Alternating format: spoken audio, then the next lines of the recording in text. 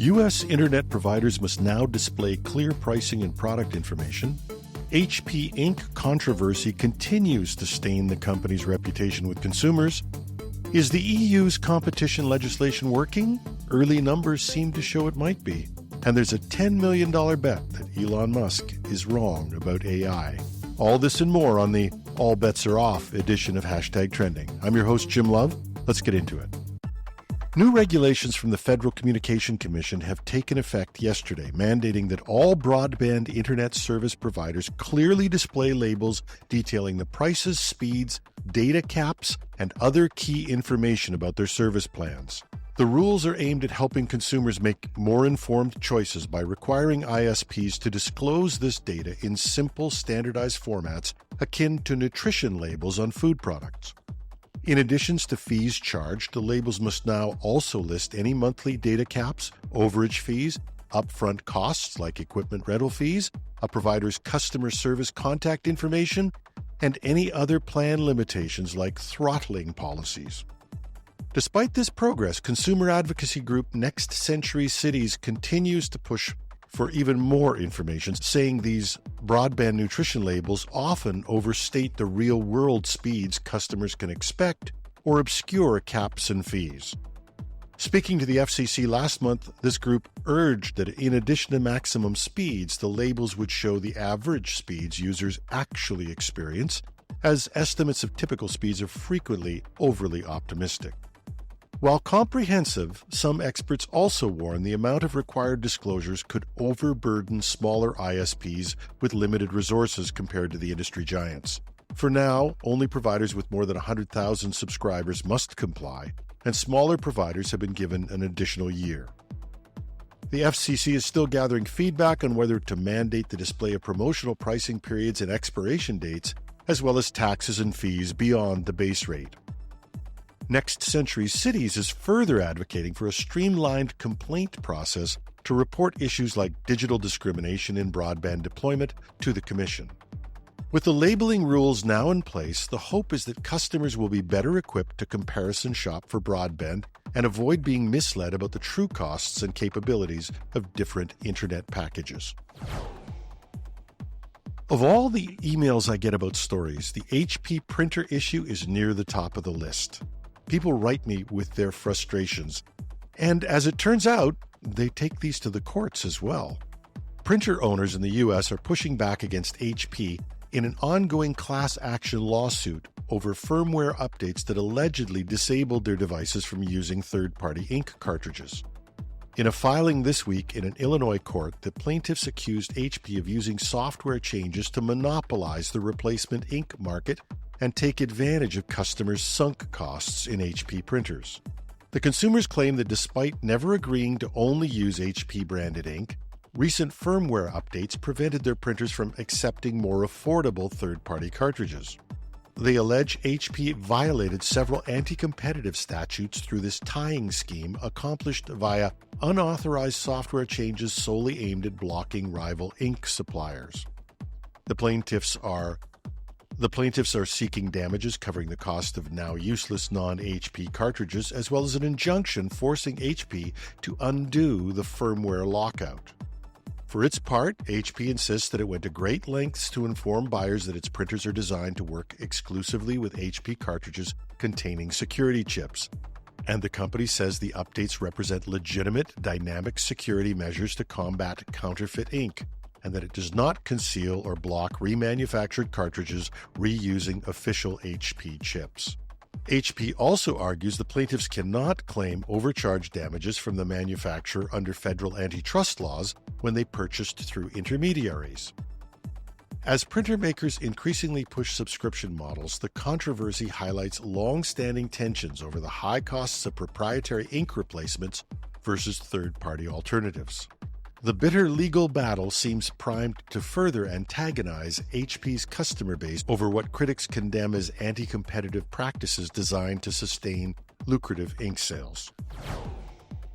We've done a number of stories on legislation and regulation from the EU that is aimed at increasing customer choice and promoting real competition, but it's a good question. Is it working?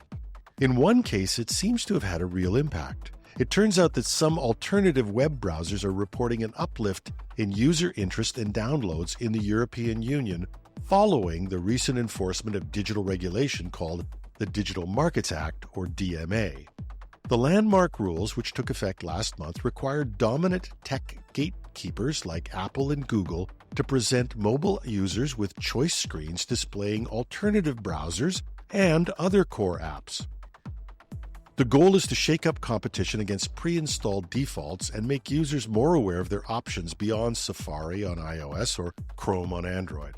And while it's still very early days, several smaller browser makers have already shared positive metrics pointing to increased attention from EU users.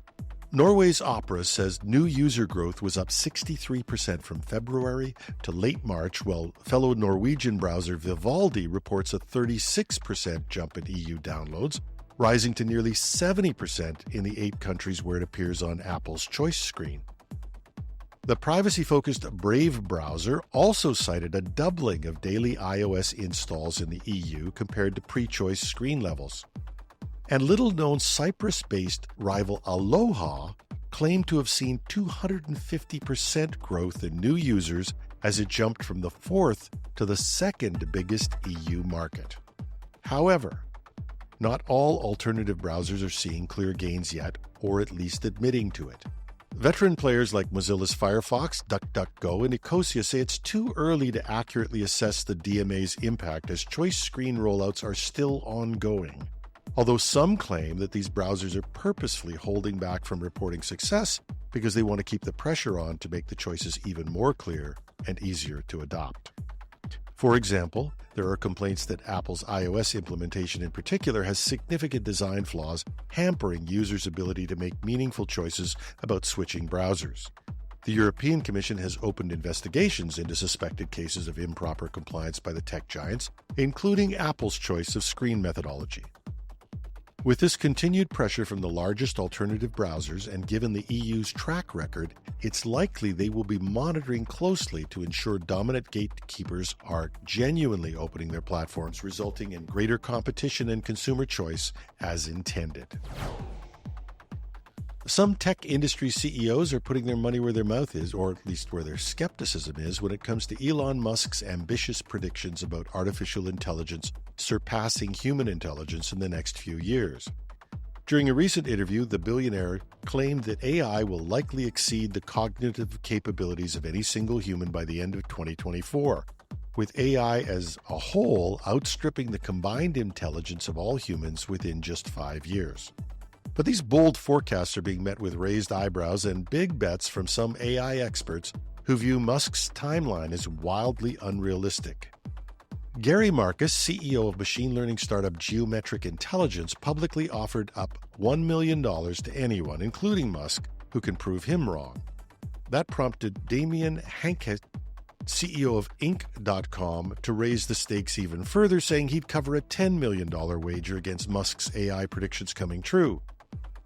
Marcus said Musk has not responded to the $1 million challenge yet, but added the Tesla CEO has previously ignored Marcus's smaller $100,000 bet that artificial general intelligence was not actually imminent, as Musk claimed. For Marcus, the bets are about more than just money. He wants to spark a public discussion with Musk about what artificial intelligence can realistically achieve in the near term versus the almost utopian promises that have become common from tech leaders.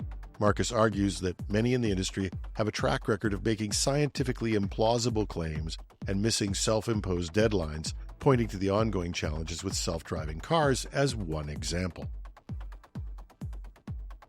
So while large language models have made rapid advances, Marcus contends that the notion they could exceed human-level general intelligence within a couple of years is fanciful, estimating that milestone may be still decades away. And as CEOs literally gamble over contrasting AI outlooks, the high-stakes bets underscore an intensifying debate over whether too much hype is obscuring the real state and timeline of artificial intelligence development. I don't know. Just this once, and maybe only once, I'm putting my money on Elon. As always, I'd love to hear what you might think. And that's our show for today. Thanks to those who've written with comments, including the person who wrote me about their trials and tribulations with HP printers and ink purchases on the very day when I saw the story I was going to do. Keep it coming, and don't forget, you can find us on YouTube now. And if you check us out there, please give us a like or even a subscribe as we try to build an audience on the YouTube platform. I'm your host, Jim Love. Have a fantastic Friday.